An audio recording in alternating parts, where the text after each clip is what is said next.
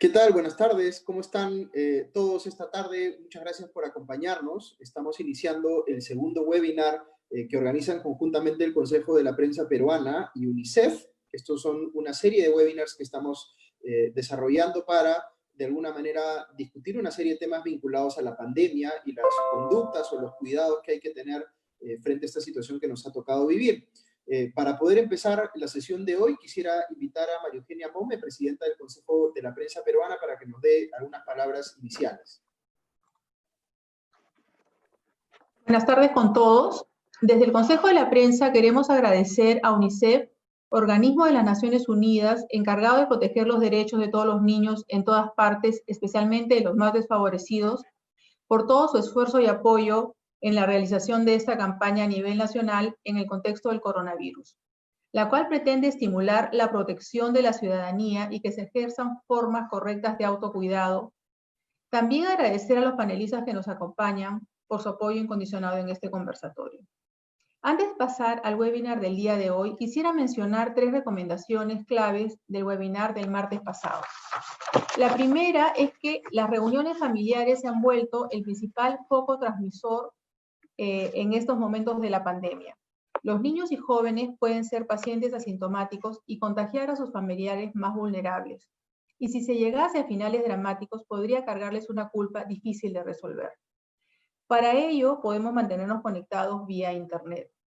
Lo segundo es que los niños pueden salir de casa para distraerse, pero deben de cumplirse las medidas necesarias de cuidado. Usar mascarilla, conservar los 2 metros de distancia social, estar fuera por 1 hora a no más de 500 metros de la casa y no usar los juegos públicos. Lo tercero es que debemos tener en cuenta también la salud mental. Algunos miembros de la familia pueden experimentar ansiedad, temor, tristeza, depresión como consecuencia del aislamiento social. Por ello es muy importante que mantengamos una comunicación abierta en la familia, especialmente con los más pequeños. El webinar del día de hoy tratará sobre la educación durante la pandemia y qué sucede cuando los padres deben de salir y regresan al trabajo y los niños y adolescentes se quedan solos en casa a estudiar. Para dar inicio al siguiente conversatorio, cedo la palabra a Augusto Tausse. Gracias, María Eugenia. De verdad que es importante destacar algunos apuntes del primer webinar que tuvimos el martes pasado. En efecto, como decía María Eugenia, hubo una conversación muy interesante en torno a, digamos, la toma de conciencia de que la situación crítica que estamos viviendo no ha terminado, que de repente esta sensación que tienen algunas personas de que ya se pueden flexibilizar un poquito los cuidados y se puede salir a visitar a los familiares. En fin, no es un momento, digamos, para bajar la guardia y dejar de tener estas conductas, digamos, estos comportamientos de precaución que nos ayuden a evitar contagios y sobre todo poner o exponer a las personas más vulnerables de la familia. Pero dicho eso, quería introducirlos a nuestra discusión de hoy. El título de este webinar es La Escuela de la Vida y vamos a hablar un poco sobre qué sucede ahora que madres y padres están regresando a trabajar, ¿no? Y los niños, niñas y adolescentes se quedan en casa y tienen que estudiar solos. Entonces, alrededor de estas dinámicas que están ocurriendo en los hogares en el Perú, digamos, es que vamos a conversar esta tarde. Quisiera presentarles a nuestros invitados del primer panel. Tenemos en primer lugar a Javier Díaz Albertini. Javier es sociólogo y profesor de la Universidad de Lima. Y tenemos también a Patricia Salas. Patricia es integrante del Consejo Nacional de Educación y es exministra de Educación. Les pido a ambos que, por favor, abran sus videos y prendan sus micros. Y vamos a entrar a nuestra primera mesa de la tarde.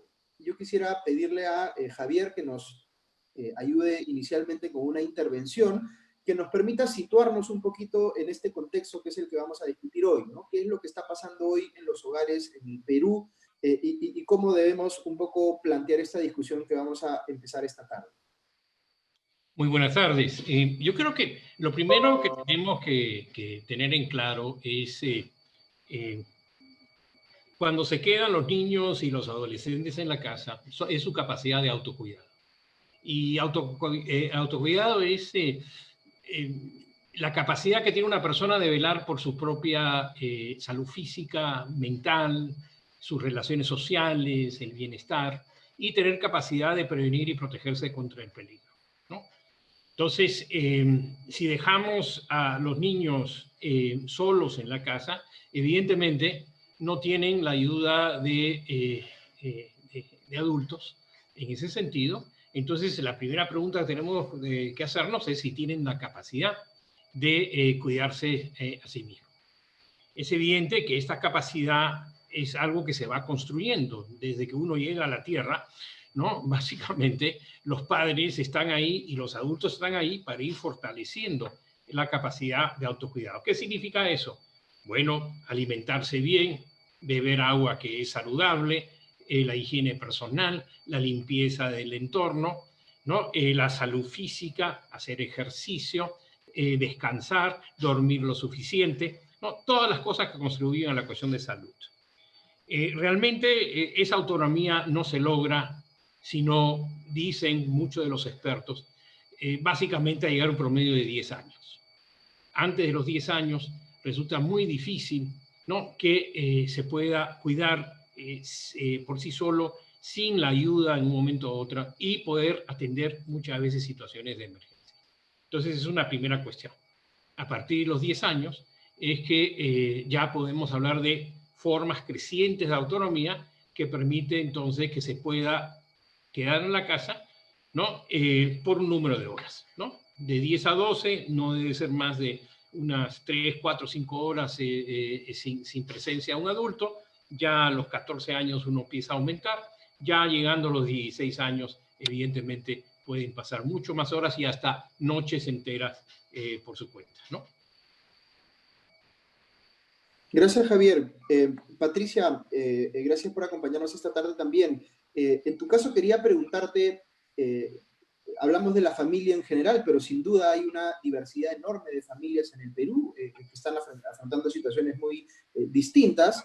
Y en el caso puntual de la educación, digamos, ¿qué valdría la pena comentar un poquito sobre lo que está pasando en distintos lugares en el Perú para aquellos que de repente estamos más enfocados en nuestra realidad inmediata, ¿no? Y entender toda esta complejidad alrededor del COVID y de la educación?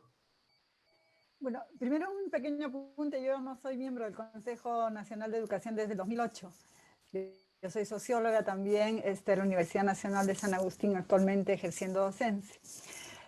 Yo quiero empezar por un par de premisas, ¿no? Una importantísima es que estamos en emergencia sanitaria, que lo primerísimo es cuidar de la vida y de la salud. Es algo que creo que los papás, las mamás, las familias, la sociedad entera no debe perder de vista. Y efectivamente, puestos en el hogar, digamos, y en el desafío de seguir con la educación escolar, combinada hoy día fuertemente con la educación familiar, lo que tenemos es una enorme desigualdad. Una desigualdad que tiene que ver con las diferencias inmensas que hay entre la vida urbana y la rural, la de la costa, la sierra, la selva, por diferencias económicas. En las mismas ciudades, solo el 50% de las personas o de los hogares tienen conectividad.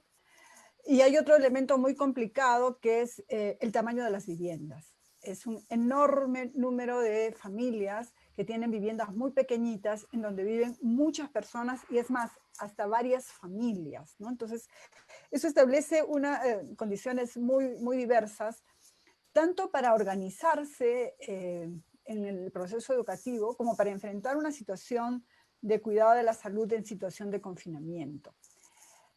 Hay que agregar una diferencia más o un elemento de diversidad mayor, que no es lo mismo una familia con hijos adolescentes que con niños pequeños o con niños que están entre 8 y 10 años, como planteaba Javier. El análisis que hace de en qué momento pueden autocuidarse es muy importante, porque dependerá de eso también el desafío que tendrán los papás, las mamás, los adultos que están en la familia. Y el otro elemento de diversidad es la estructura misma de la familia. Tenemos familias donde solo hay papá, mamá e hijos, familias donde solo hay papá o solo mamá, más los niños, familias en donde están los abuelos, los tíos, hay más adultos en la estructura familiar. Entonces, otra vez, los desafíos y las potencialidades son mayores. Y a eso le podemos agregar la situación de migración. Hay muchas familias migrantes que también tienen redes de apoyo muy, pero muy pequeñas, ¿no es cierto?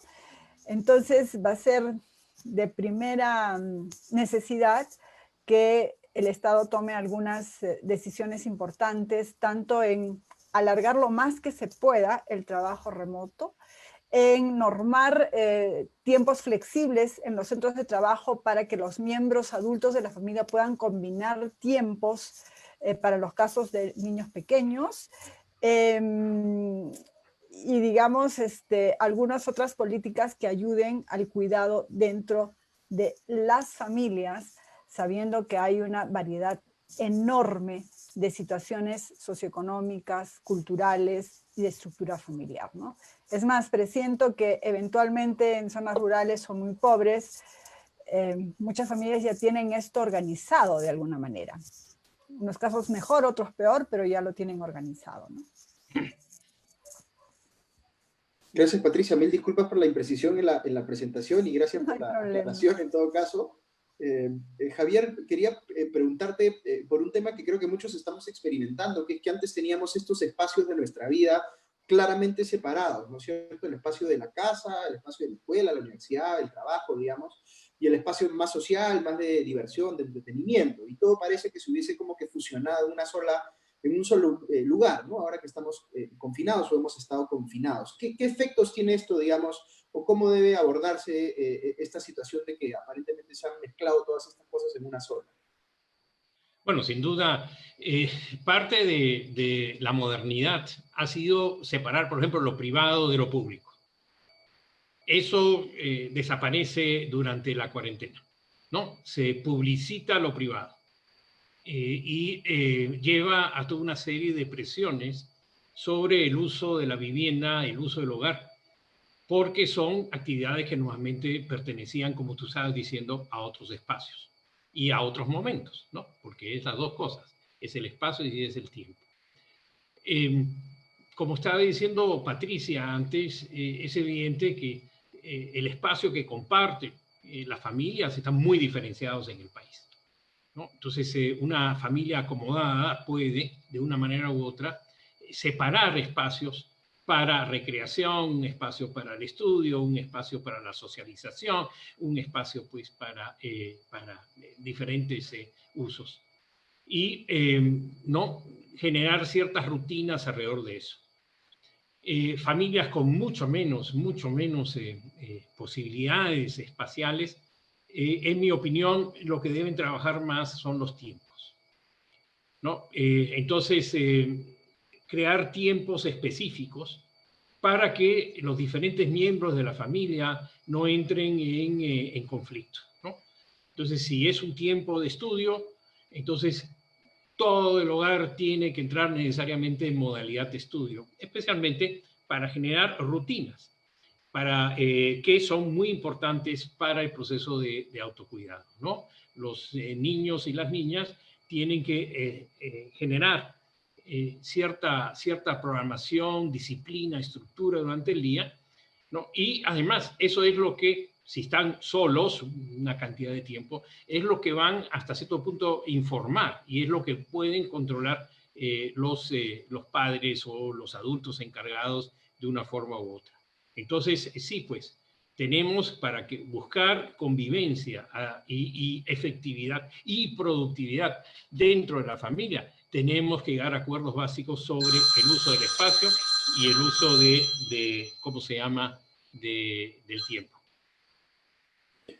Patricia, ¿tú cómo ves este tema, digamos, esta necesidad, no sé si de llamarle estructura, disciplina, rutina, cómo se organiza de alguna manera la casa, de tu experiencia, digamos, más vinculada al sector educación, ¿cómo te ves, digamos, cómo crees tú que debería manejarse esta situación en casa? ¿Estás Patricia, con... Yo quiero enganchar lo que decía Javier, ¿no? La organización del tiempo es fundamental y que las personas y la familia tengan algunas rutinas y algunos hábitos establecidos también es básico por dos razones, porque efectivamente nos ayuda a convivir mejor, pero también es un elemento que reduce la tensión. El estar todos juntos 24 horas al día, haciéndolo todo a la vez en el mismo espacio, siendo padre, siendo madre, siendo maestro, siendo trabajador, etcétera, que se llama, es un elemento de tensión. En el webinar anterior se hablaba con mucha preocupación de la salud mental y eso es básico. Entonces, a este elemento de organización de tiempo y espacio, yo agregaría un elemento que sería el organizar la familia con un criterio que ayude a pensar entre todos. Somos una comunidad en donde entre todos nos queremos y entre todos nos cuidamos unos a otros y establecemos organización de tareas, las tareas del hogar con sentido de solidaridad, con sentido de equidad, los más chicos, los más grandes, los varones, las mujeres, etcétera, en una lógica de amor. Yo creo que es bien importante que los papás, las mamás, los cuidadores o los adultos de la familia tomen este liderazgo de resignificar las labores de cuidado y pasarlas de una obligación que nadie quiere a un acto de solidaridad, de amor, de entre todos nos cuidamos y entre todos nos queremos, ¿no? Cuidando equilibrar lo que son responsabilidades, sea de cuidado, de tareas o de trabajo, con tiempos de esparcimiento, de relajo, ya no importa nada, vive nomás, ¿no es cierto? Y cuidar tiempos de yo solo, para mí mismo, tanto los adultos como los niños, y tiempos de compartir, ¿no? Estos elementos son difíciles de gestionar, pero a la vez son una oportunidad muy importante para la familia y el crecimiento en conjunto de quienes estamos en el hogar, y va a ser invalorable para los niños y niñas también. Entonces, la idea de tener reglas, rutinas y de tener espacios relajados, espacios muy pautados, tener la sensación de que nos contenemos, que nos abrigamos entre todos, es muy importante, ¿no? Entonces, yo agregaría este elemento de enfoque quizás, o de agregarle a la organización la idea de amor, de solidaridad, de cuidado mutuo y de compartir tiempos individuales, tiempos colectivos, tiempos de obligaciones y tiempos de relajo también, ¿no? Que en efecto, como tú decías, debe ser además bien muy relevante para el tema de salud mental, sobre todo considerando los miedos, las preocupaciones que puedan haber en los niños, que a veces uno no termina de identificar o no se terminan de articular, ¿no? Yo creo que no debemos olvidar que una forma de contener el miedo es que las cosas sean predecibles. Y la organización del tiempo y el espacio que refería Javier hace de alguna manera el tiempo predecible. Entonces, si los roles, los tiempos, los espacios están como organizados, le da un poquito de predictibilidad a esta situación tan incierta en la que vivimos, ¿no? De acuerdo. Quería aprovechar primero para hacer mención a las personas que ya nos están enviando saludos de distintas partes del Perú. Tengo aquí saludos desde Caraz, desde Trujillo, del cercado de Lima, y empiezan a llegar también algunas preguntas, así que quería ver si los aprovechamos a ustedes para responder esas preguntas. Por ejemplo, Luis Huertas nos pregunta sobre la situación de los adolescentes que se quedan en casa y el desarrollo, por ejemplo, de adicciones a los juegos o a los aparatos electrónicos. No sé si es un tema, Javier, sobre el que nos puedas comentar un poquito. Bueno, toda tecnología, desde que yo tengo uso de la memoria, puede generar adicciones, si queremos hablarlo así. Entonces, siempre ha sido función de los padres trabajar los límites, ¿no? Antes habían chicos que veían televisión todo el día, antes habían chicos que... ¿no? Entonces, hoy en día, evidentemente, tenemos más posibilidades. Pero yo creo que primero hay que tratar el diálogo y la autodisciplina, ¿no? No quitar, digamos, el celular y secuestrarlo inmediatamente, porque eso es lo que muchas veces lo que genera se rompe esa suerte de convivencia que estaba hablando Patricia y genera pues toda una serie de resistencias, sino dialogar con el chico, porque el problema es que ya los padres desde hace tiempo estamos controlando el uso de la tecnología, pero ahora le estamos diciendo úsalo, no porque es la forma de ir al colegio, es la forma de reunirse con los abuelos, es la forma de reunirse con los amigos. Entonces, los chicos tienen que entender que esto no es una contradicción. sino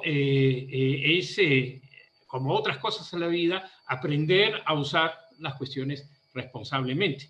Y que el chico, mira, hay algunos casos, si hay un hijo adolescente y un hijo, una hija menor, que el adolescente sea el que le enseñe el uso correcto a sus hermanitos y hermanitas de esta tecnología. Entonces, pasar parte de la responsabilidad y que entonces ahí se dé cuenta él o la adolescente acerca de la importancia de estas funciones, ¿no? De control, regulación, disciplina. Gracias, Javier. Vamos recibiendo más saludos desde Caraballo, desde Huaycán, desde Huaraz. Patricia, una cosa que quería preguntarte es sobre cómo se complementan o se articulan los roles de los padres y los docentes que están dando educación en línea, por ejemplo, para asegurar que, digamos, la educación desde casa sea lo más efectiva posible dentro de las circunstancias. ¿Qué es lo que se ha podido aprender o las lecciones que tenemos en estos primeros meses, digamos, de pandemia? Bueno, saludos desde Arequipa también. Muy bien. Bueno, eso está lleno también de matices, ¿no? Efectivamente, la articulación escuela-familia que está viendo hoy en día es inédita en la historia, no sé, de la escuela en general, creo, de la peruana en particular, que es un desafío porque los papás y las mamás están, digamos, teniendo que hacer el rol de mediador entre el maestro, el libro, la plataforma y el niño, sobre todo en los niños pequeños. Como os he dicho ya muchas veces, todas las experiencias de educación virtual estaban hechas para adultos. Eventualmente para adolescentes nunca se pensó en niños pequeños, hoy lo estamos haciendo. Entonces eso ha obligado a los papás a conocer más de qué pasa en la escuela, ¿no es cierto? Y también está generando un diálogo mucho más fluido, en muchos casos entre maestros, maestras, padres y madres, sobre temas pedagógicos, lo cual para mí es una ganancia enorme, tanto para la escuela como para la familia, en una asociación que debía ser mucho más fuerte de somos socios en la educación de este niño. Y no es que yo, papá, lo dejo en la escuela y después miro solo sus notas, ¿no es cierto?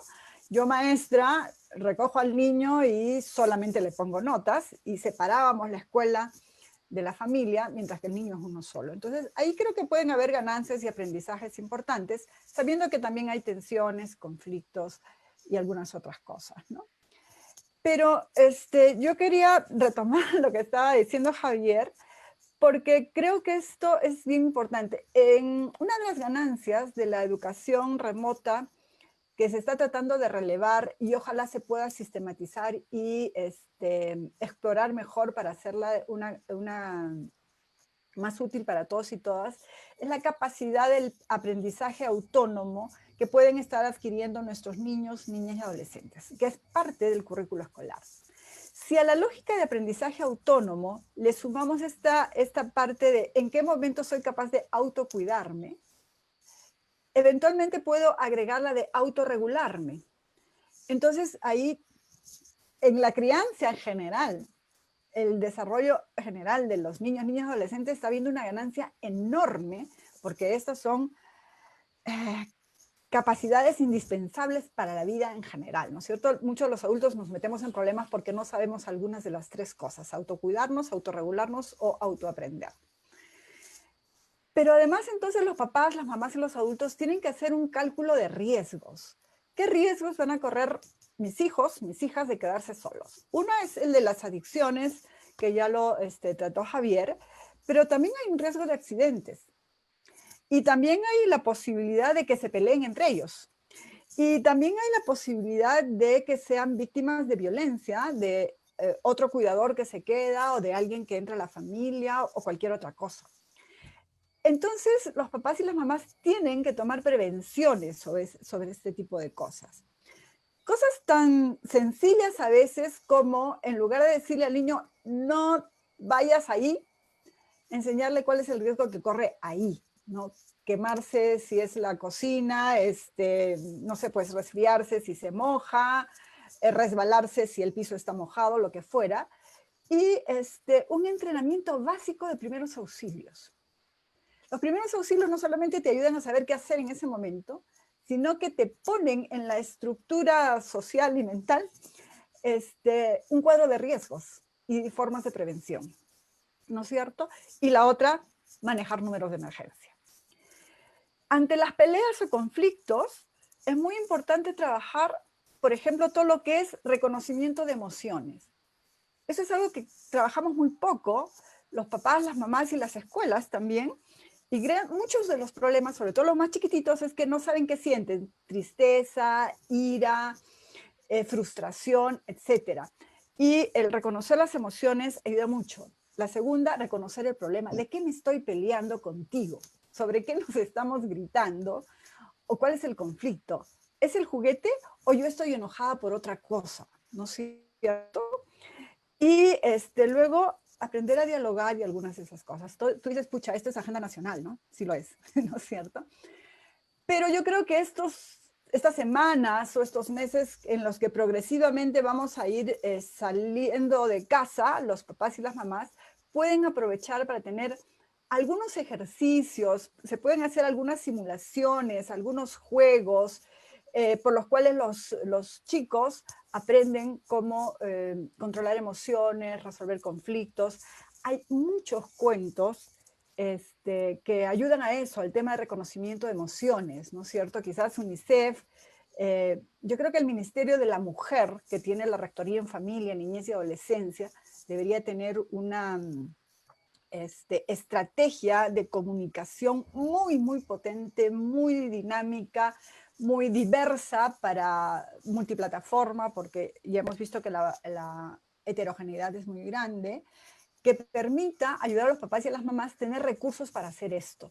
Resuelvo el problema primero tratando de saber qué me pasa y luego tratando de dialogar, ¿no? Porque si vamos a encontrar a los chicos peleados, el chico te va a llamar cada 15 minutos, mamá, no me quiere dar mi juguete, papá, mira qué está haciendo, ¿no?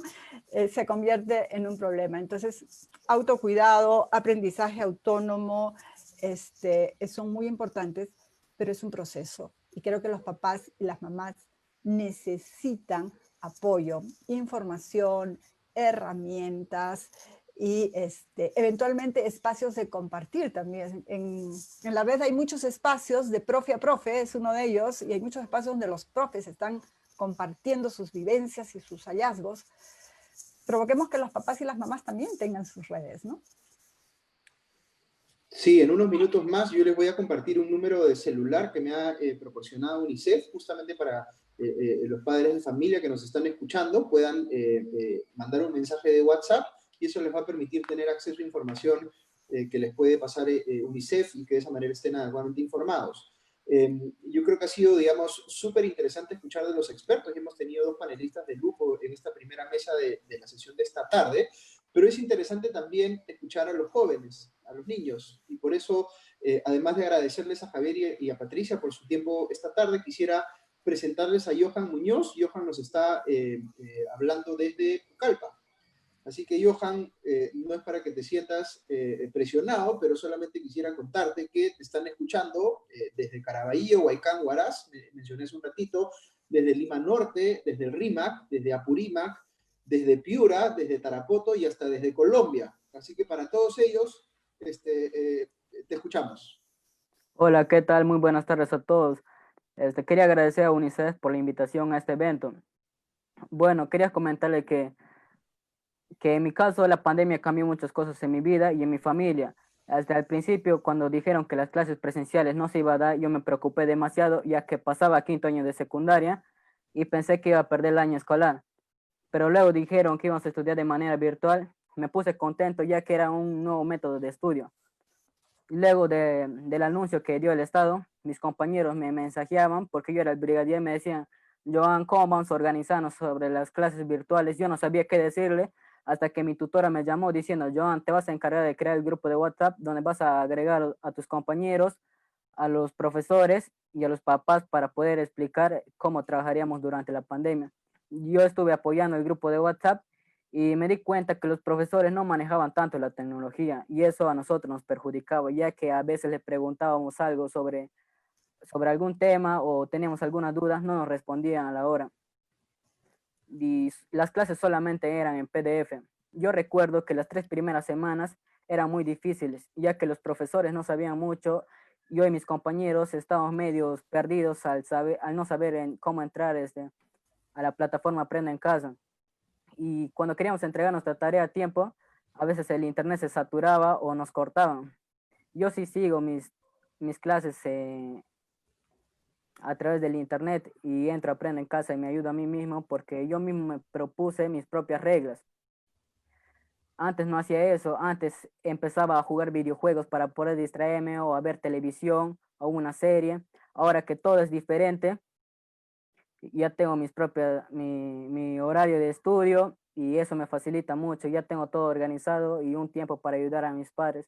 Les comento también que tuve un familiar enfermo de COVID-19 y por eso no tuve tanta ayuda de mis papás, ya que ellos estaban pendientes al familiar enfermo y yo tuve que hacer cargos de mis clases virtuales y tenía que aprender, tenía que ya ser una persona independiente de mí mismo.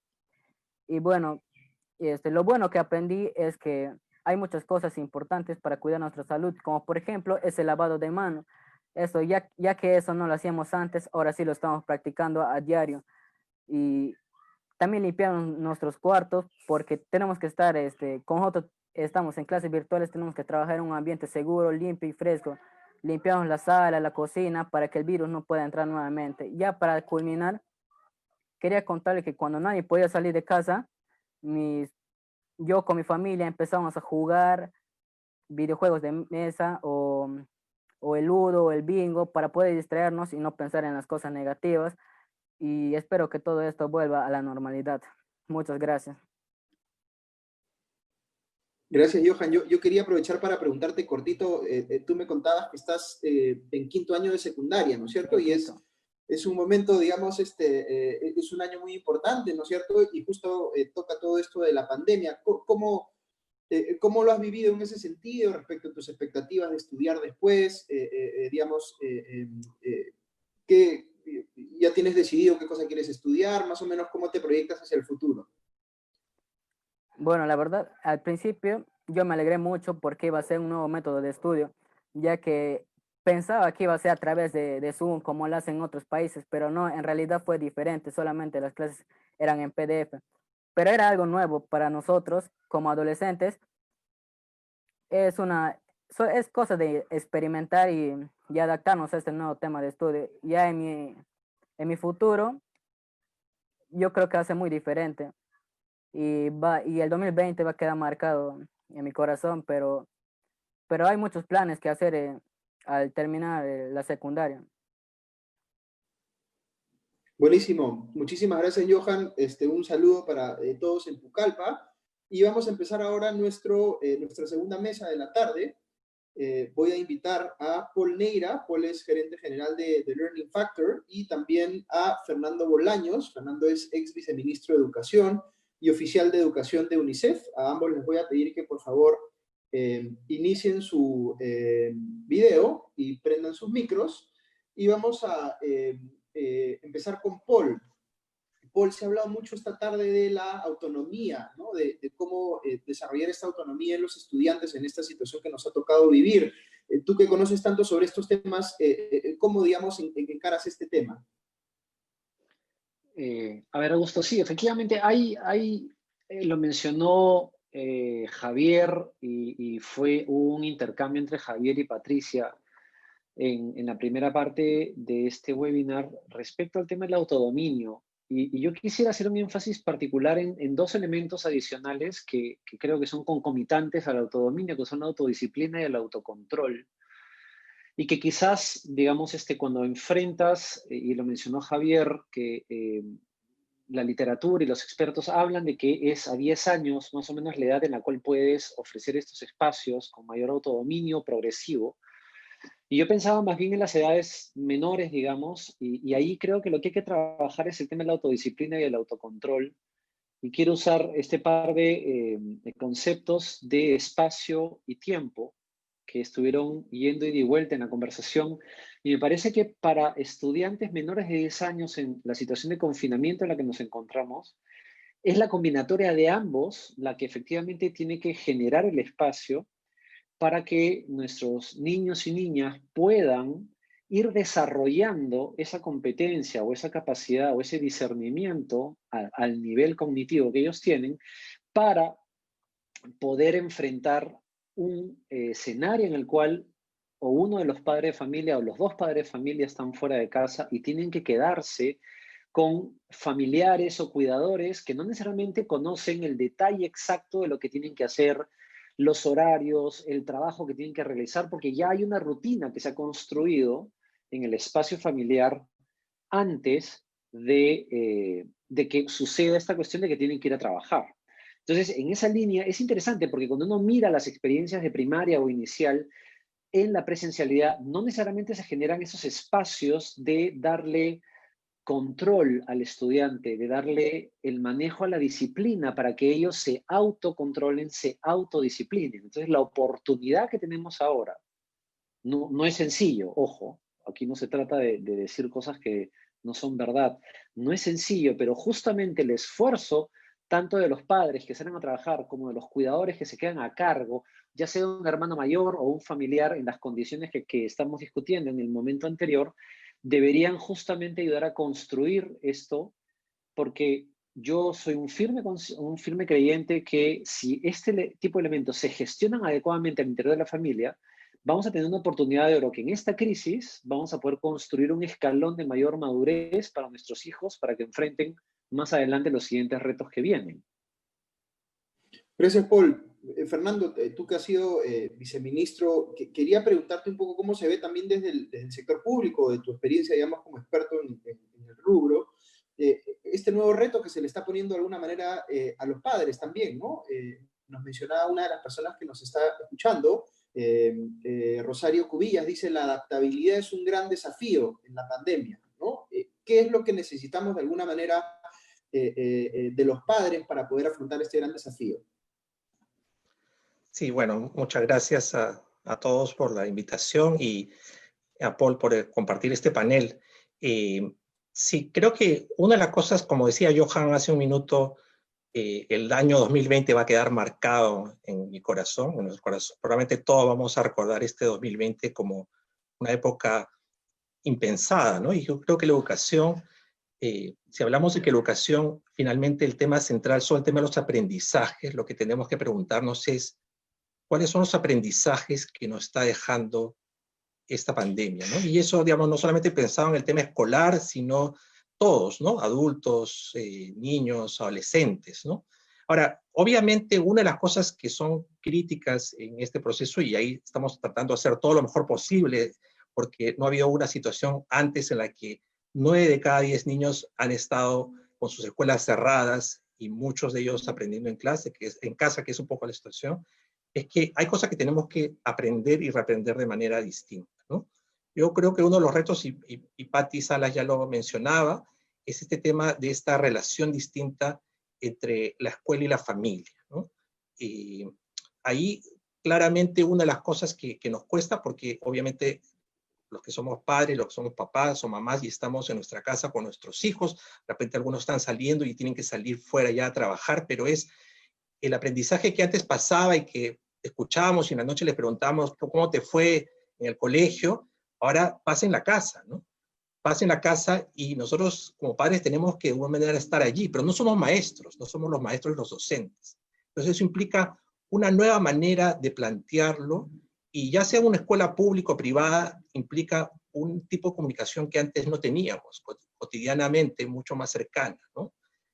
Un tema de confianza, porque nosotros como padres tenemos que confiar que estamos y debemos recibir apoyo de los docentes para hacer que nuestros hijos aprendan en la casa, se organicen, tengan su rutina, todas estas cosas que decimos, hagan lo que les corresponde, pero también los maestros tienen que confiar en nosotros, porque con nosotros como papás somos como estamos construyendo esta educación. Entonces, eso es algo que es completamente nuevo. Y más bien yo creo que es una oportunidad muy grande de aprendizaje, ¿no? O sea, esas nuevas conversaciones que deberían hacerse, yo creo más allá de que la escuela sea más grande, más chica, esté en la ciudad o esté en la zona rural, lo que está funcionando mejor es cuando por iniciativa de ambos se llega a crear estas conversaciones entre los maestros, las maestras, las familias, ¿no? Y ahí yo creo que hay que hacer mucho, hay que fomentar este tema de trabajo de los padres, hay que conversar, como decía Patricia, nunca hemos conversado sobre lo que están aprendiendo los chicos, lo que es realmente importante, y también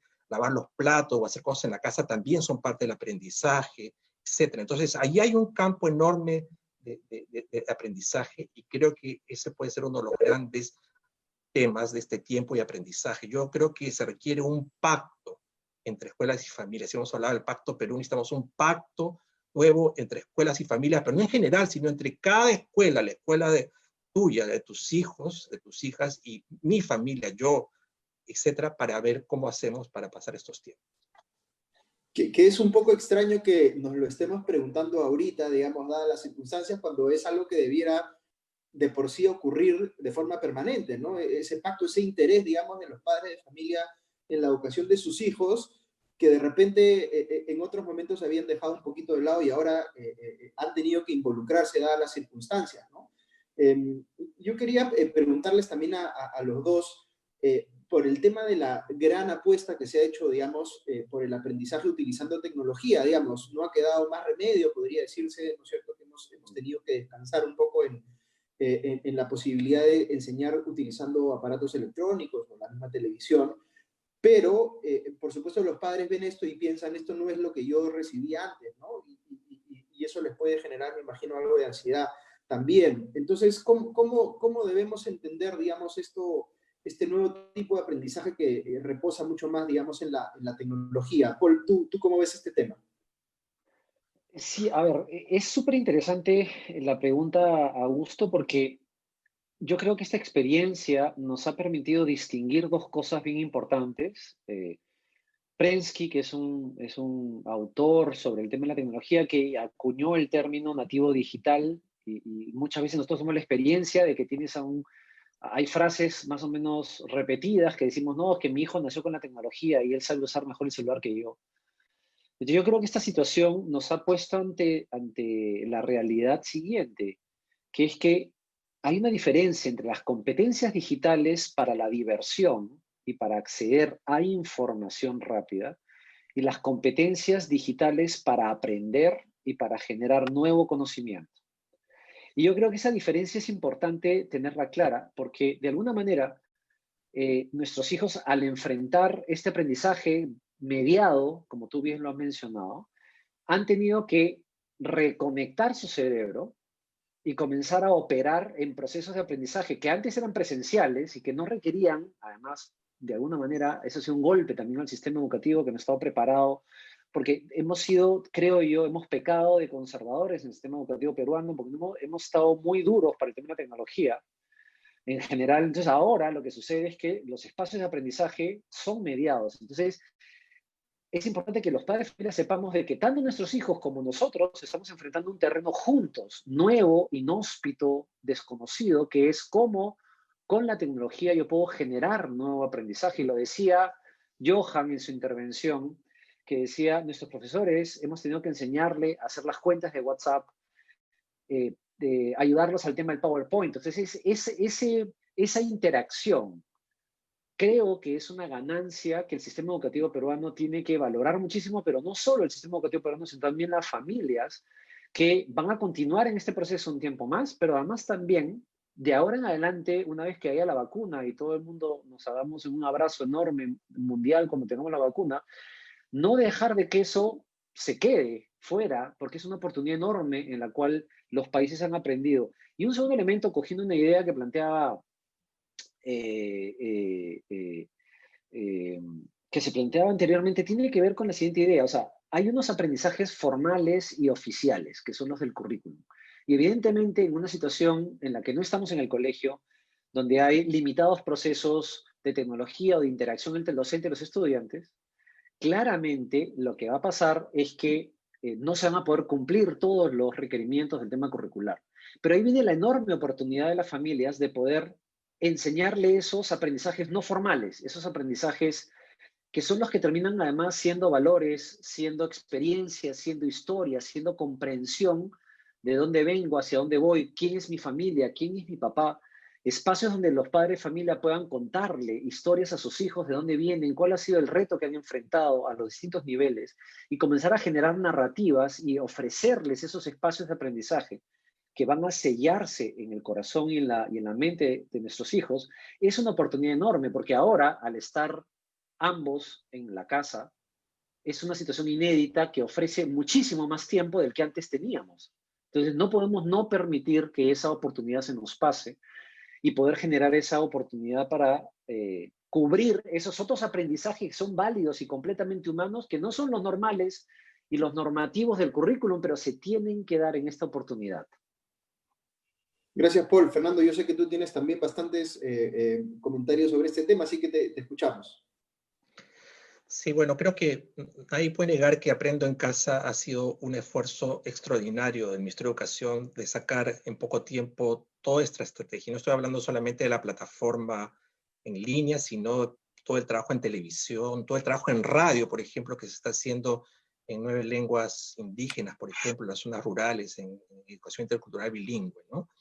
Y ahí, digamos, justamente en estos aprendizajes nuevos de estos tiempos inéditos, creo que una cosa que yo voy encontrando, nosotros en UNICEF acompañamos varios proyectos en varios sitios, en Ucayali, Loreto, Huancavelica, aquí también en Lima, es que, claro, los maestros, y hablo de los maestros, también han ido innovando y hay muchos que son muy creativos, porque yo un momento en que este tema de, digamos, ya sea privados o públicos, por este momento de conversaciones en Zoom, etcétera, te empieza a agotar, ¿no? Entonces, yo he encontrado maestros creativos que van usando la tecnología disponible y diversa para acomodarse. Patricia hablaba de que también, por ejemplo, una cosa muy importante es hay maestros que se han dado cuenta que la diferencia de las familias implica pues que con algunas sí los pueden convocar, digamos, a una reunión, en otras tienen que mandarle mensaje de texto, en otras tienen que escribirle a la vecina para que le llegue la información, y todas las historias estas extraordinarias que tenemos de maestros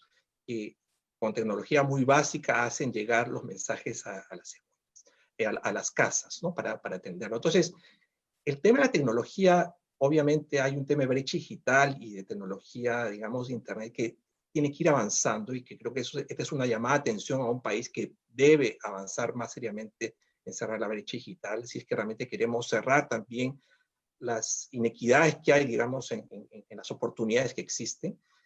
Pero tampoco creo que podemos negar de que al final lo que importa en una lógica, como yo voy aprendiendo, es cómo yo uso la tecnología disponible para poder avanzar en esta lógica de aprendizaje que sean importantes, ¿no? Y ahí eso también pasa por las familias, ¿no? Las familias, hay algunas que sí tienen conexión a internet, tienen computadora o más que una, ¿no? Pero la familia también se organiza en ese sentido, ¿no? Y usa el teléfono que tiene, lo reparte adecuadamente entre los chicos que tiene, o usa la televisión, la radio. Yo creo que un aprendizaje crítico importante de estos tiempos es cómo usamos inteligentemente la tecnología a nuestro alcance para generar. Y ahí hay unos temas mínimos que creo que muchos están haciendo, las cosas que hay que cumplir y hay que hacer para hacer los aprendizajes que importan, pero también yo creo que hay oportunidades que se han abierto y que yo creo que ahí es una invitación que tenemos que hacer para que se aprovechen, ¿no? Yo mismo siento, por ejemplo, yo nunca había dado cuenta de la cantidad de recursos en línea disponibles, libros, videos y cosas que están allí, que se han puesto al esfuerzo, ¿no? Yo creo que esto a veces satura demasiado y creo que el rol de los docentes, pero también el rol de los papás, porque una de las cosas es decirle al hijo, acá toma la computadora y tú investiga, es si queremos que nuestros hijos usen inteligentemente la tecnología, investiguen en internet, entiendan este tema de las fake news, nosotros tenemos que acompañarlos, ¿no? O sea, tenemos que motivarlos con el ejemplo, ¿no? Si yo quiero que lean y les digo, mira, acá están estos libros, ¿qué cosa te interesa? Acá puedes ver, acá hay estos videos que te interesan, hay estas películas que te interesan, cómo se vincula con lo que está estudiando en el colegio. Esa es una tarea de los papás en casa en este tiempo y creo que también lo están haciendo muchos maestros desde su espacio.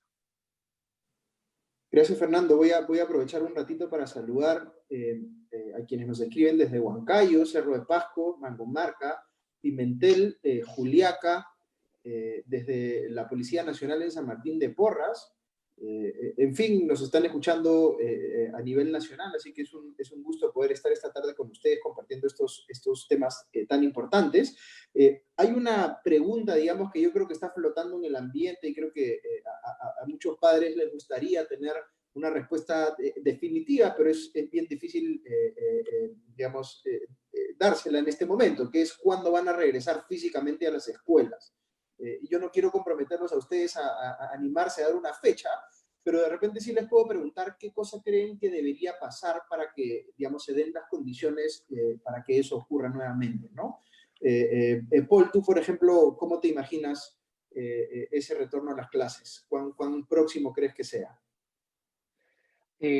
Mira, Augusto, es una pregunta totalmente válida porque efectivamente hay una preocupación súper extendida, digamos, en las familias de todo el país sobre este tema. Yo primero arranco por la última parte de la pregunta y después trato de perfilar la primera. Digamos, yo me imagino en realidad que lo que va a suceder cuando volvamos a esta presencialidad que todo el mundo dice que es la nueva normalidad, digamos, ¿no?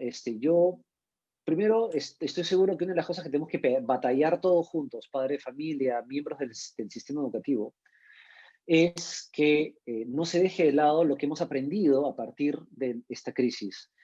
La irrupción de la tecnología en los procesos de aprendizaje es una cosa que hemos ganado, nos está costando sangre, sudor y lágrimas, y yo estoy de acuerdo con Fernando en términos de que el esfuerzo de aprender en casa ha sido una cosa impresionante, pero no podemos dejarlo detrás, eso de allí. Tenemos que continuar asumiendo esto. Entonces, en esa lógica, yo esperaría que volvamos en un proceso medio híbrido. O sea, cada vez yo lo que esperaría es que los colegios tengan una suerte de hibridización de la educación, donde haya elementos que puedan ser dados a distancia, elementos que puedan ser dados de manera presencial y algunos de repente semipresenciales. Y en la combinatoria, dependiendo de los contextos y las posibilidades, los sistemas educativos poder efectivamente aprovechar esta capacidad que se ha ganado.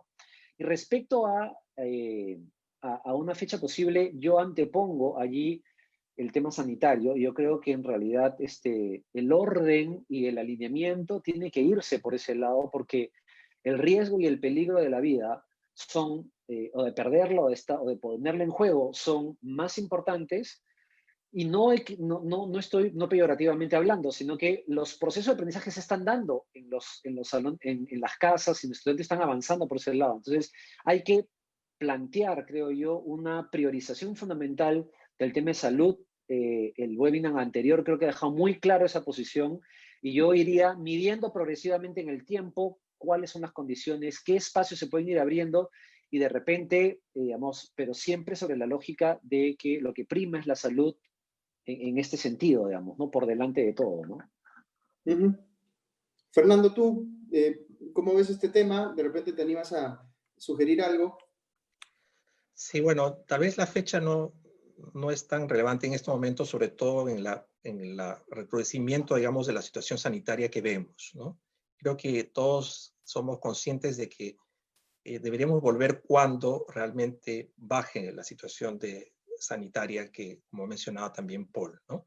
Pero si hay una cosa, y eso es importante, y lo digo, digamos, porque como UNICEF hemos estado apoyando al ministerio que está haciendo un plan estratégico justamente para el retorno. Entonces ya hay equipos en el ministerio que están pensando esto, ¿no? Y un tema, acá hay varios temas críticos que creo que tenemos que verlo, ¿no? Uno es, esto no es un tema solamente del sector, ¿no? Por eso esta vinculación fuerte con salud, pero no solamente a nivel del Ministerio de Salud, sino también de los gobiernos regionales, locales. Esa es la manera en que creo que estas decisiones tienen que tomarse, ¿no? Lo segundo es que probablemente una de las cosas que se puede ir avanzando y se requiere avanzando con más rapidez es el tema de condiciones sanitarias de las escuelas, ¿no? O sea, si queremos que las escuelas sean espacios seguros, además de todos los protocolos, etcétera, se necesita mayor inversión en agua y saneamiento, ¿no? Porque si esa cosa no existe, y sabemos que hay muchas escuelas en nuestro país que no tienen agua, conexión a agua potable o baños, etcétera, eso lo hace más complicado. Entonces, en estos esfuerzos que debería hacer el país para retomar la economía, revitalizarla, las inversiones importantes en agua y saneamiento en muchas escuelas podría ser una de las cosas que ya deberíamos comenzar de una vez, ¿no? Y lo último es que finalmente todas estas cosas hay que mirar un poco la experiencia de otros países, tiene que ver con comunicación muy clara a las familias, ¿no? Es decir, si la familia siente que es un riesgo y tiene temor y no se le informa adecuadamente, digamos, no se puede obligar a eso. Yo creo que en muchos países, Uruguay, por ejemplo, fue un país que abrió primero a las escuelas rurales, pero fue una cosa voluntaria, ¿no? Le dijo a la familia lo que quieren enviar y al resto vamos a seguir apoyándolos con todas las cosas que se requieren. Entonces, tiene que haber un tema de comunicación, de participación social muy clara. Eso no puede ser una cosa solamente desde el ministerio del sector. Entonces ahí creo que sí tenemos, es una tarea de todos y es algo que hay que seguir trabajando en ese sentido. Gracias, Fernando. No he querido ponerlos en aprietos a nuestros panelistas, pero la verdad es que ese es un tema que se está discutiendo mucho en el mundo y si uno coge un poco los consejos o los comentarios que hemos tenido tanto en el webinar de hoy como en el webinar del martes, que tenía más que ver con temas de salud, lo que parece más o menos claro es que no hay que generarse ninguna expectativa de que va a ser inminente el regreso a las clases. Todo lo contrario, por razones de seguridad, de salud, digamos, hay que tener claro que esta situación va a continuar, digamos, y vamos a tener que, como decían nuestros propios, miembros en la audiencia, hay que tener mucha actividad, mucha resiliencia y no generarse esta expectativa de que pronto va a volver un regreso a clases. Pero dicho eso, quería también mencionarles, yo les ofrecí hace algunos minutos un número de celular que me ha proporcionado UNICEF, al cual ustedes van a poder escribir. Es un número de una cuenta en WhatsApp para poder obtener información relevante en general, tanto sobre los temas educativos que hemos discutido hoy como los temas de salud que discutimos el martes. Les voy a decir el número. El número es 922-679-383. Repito, 922-679-383. Así que no tengan ninguna duda, con total confianza, escriban a este número vía WhatsApp para que puedan obtener información relevante sobre lo que hemos discutido en esta semana. Y antes de terminar, porque ya estamos casi con el tiempo, quisiera invitar a la representante de UNICEF, Ana de Mendoza, que nos acompaña también esta tarde, y Ana nos va a dar las palabras finales. Escuchamos, Ana.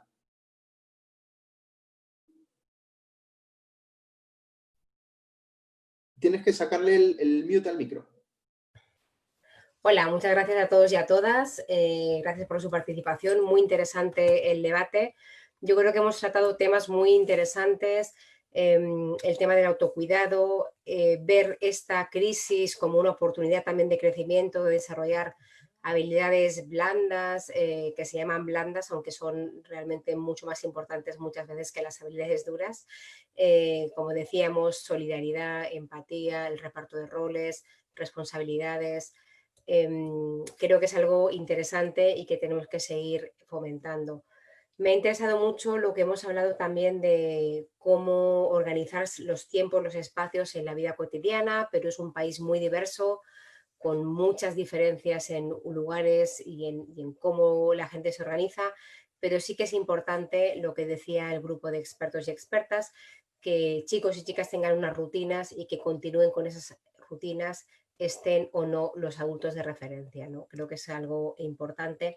También me hace reflexionar, es importante que el Estado asuma que las políticas de cuidado de niños y niñas es un tema público y es un tema de Estado.